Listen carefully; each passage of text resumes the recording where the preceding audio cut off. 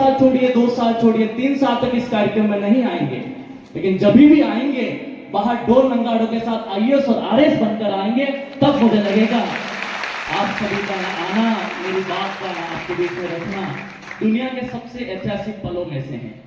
देखिए, मैं हमेशा एक बात कहता हूँ, पूजने वाले लोग पत्थर को भी पूजते हैं और जिसके अकल में पड़े हो पत्थर ही सूझते हैं। हमारे भाई साहब गजेंद्र जी भी हमारे बीच में जीकेएस एकेडमी से, मैं जिनका नाम नहीं ले पा रहा हूँ, मेरा छोटा भाई जो इसी संस्थान से छोटी सी आंखों में बड़ा सपना देखने के बाद कहा कि मुझे भी वर्दी का शौक है, पहन के दिखाऊंगा। आज हमारे बीच में कांस्टेबल लक्ष्मण भाई हमारे बीच में है, साथ ही हमारी छोटी बहन गीता गायरी जो कांस्टेबल के रूप में यहाँ सेवाएं दे रही है एसपी ऑफिस में। बहुत सारे बच्चे जो इसी सेक्टर से निकले उनको भी हम सुनेंगे।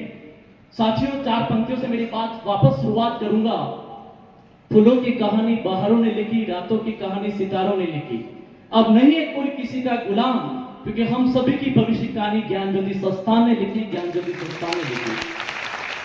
जब मैं कुछ समय पहले मैं और पहला सर, क्योंकि कहते हैं ना जब रात होती तो दिन होते, यदि मैं रात हूँ पहला सर हमारा दिन है, यदि मैं दिन हूँ पहला सर हमारा रात है। बहुत सारे शिक्षक साथी भी यहाँ बता रहे हैं। मेरी बात कुछ हो सकता है कि 4 लोगों को चुभे, उससे मुझे फर्क नहीं पड़ता है, पर मैं चाहता हूँ जब किसी इंसान ने पूरी जवानी लगा दी अपने बच्चों को पढ़ाने के लिए, मजदूरी करके एक माता और पिता अपने कपड़े फड़वा देता है बच्चों को आगे पढ़ाने के लिए, और वही बच्चा यदि नालायक निकल जाए तो उस पेरेंट्स की क्या गलती।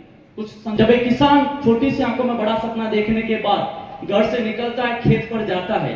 जब खेत पर जाता है उसके पास पैसा नहीं होता है, फिर भी वो किसी न किसी जमींदार जागीरदार से कुछ उधार पैसे लेता है ब्याज पर, और उस ब्याज के पैसों से वह अपने खेत में बीज डालता है। जब खेत में वो बीज डालता है और बीज डालने के बाद कुछ समय तक उसकी बारिश नहीं आए तो वो पाली पर जाके अपने आंखों में आंसू लिए रोता है, ये सोच आज यदि बारिश नहीं आई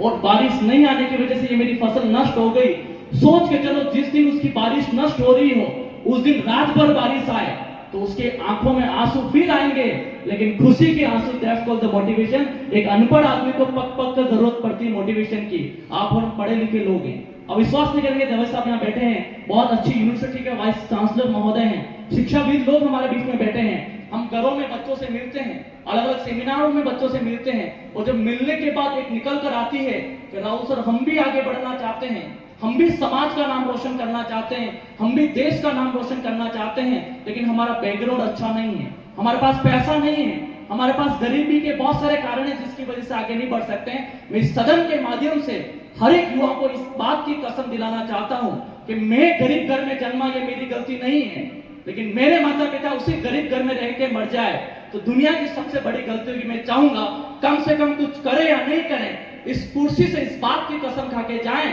कि हो सकता है कि हमारा जन्म एक कहलू के घर में हुआ हो सकता है कि हमारा जन्म एक छपरे में घर में हुआ हो, लेकिन हमारे माता पिता के अंतिम दर्शन एक महल से विदा होंगे, तब मुझे लगेगा आप सभी का आना, मेरी बात को आपके बीच में रखना दुनिया के सबसे बड़े ऐतिहासिक पलों में से है। आपके बीच में बहुत सारे ऐसे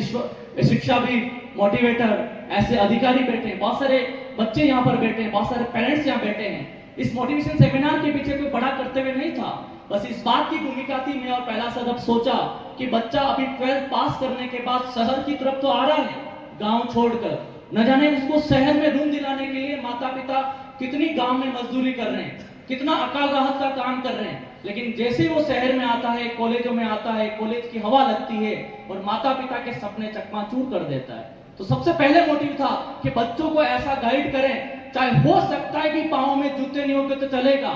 शरीर पे अच्छे कपड़े नहीं होंगे तो चलेगा, हाथ में अच्छा मोबाइल नहीं होंगे तो चलेगा, लेकिन एक हाथ में कलम, दूसरे हाथ में किताब होना जरूरी है। विश्वास इस सेमिनार से आप सभी को दिलाना चाहते हैं। जब सेमिनार की तैयारी कर रहे थे, बहुत सारे बहनें, बहुत सारे भाई बंधु इस सेमिनार की प्रिपरेशन कर रहे थे। मैं एक बात सभी से कहना चाहूंगा, बहुत सारे मोटिवेशन सेमिनार के माध्यम से बहुत सारे लोगों ने आपकी बात आपके बीच में रखी है, लेकिन जब हम सुबह उठते हैं रात को सोने से पहले हर एक युवा सोचता है मैं भी अपनी आंखों में सपना लूं और पेरेंट्स के सपने को पूरा करूं, और डेडिकेटेड तरीके से मेहनत करता है, लेकिन फिर भी इतने साल की आजादी के बाद हम एक साथ में 100 आईएएस उदयपुर से नहीं निकाल पाए, 100 आरएस नहीं निकाल पाए, 100 अच्छे ग्रेजुएटेड ऑफिसर नहीं निकाल पाए। क्या ऐसा कारण है? तो छोटी बात, क्योंकि एक शिक्षा के क्षेत्र में उदयपुर की क्रांति के रूप में हमारे बीच में जीएल कुमावत सर जैसे व्यक्तित्व के धनी बैठे हैं, उनको भी हम सुनेंगे, डॉक्टर बाल गोपाल जी को हम सुनेंगे, बहुत सारे विद्वान जनों को, डॉक्टर चिपी सर को हमने तुम्हें सुनना है। है, लेकिन क्योंकि सर को पढ़ाना था, मुझे लगा कि मेरी जो मन की भावना है आपके बीच में रख पाऊं। एक छोटी